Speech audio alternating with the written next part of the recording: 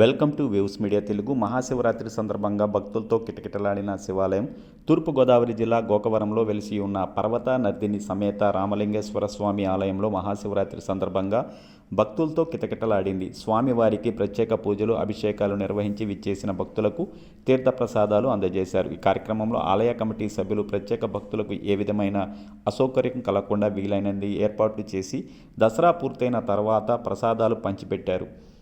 శివాలయ ప్రాంగణం అంతా హరనామస్మరణంతో మారుమోగిపోయింది. ఆలయ అర్చకులు శివశర్మ మరియు పట్టాభిరామయ్య భక్తులకు గోత్రనామాలతో పూజలు నిర్వహించి ఆశీర్వచనాలు అందించారు. ఈ కార్యక్రమంలో ఆలయ కమిటీ సభ్యులు రాము, తుమ్మల రామకృష్ణ, త్రిమూర్తులు, మణికంఠ, కనితా శ్రీనివాస్, వీరబాబు మొదలైన వారు పాల్గొని భక్తులకు ప్రసాదాలు అందజేశారు.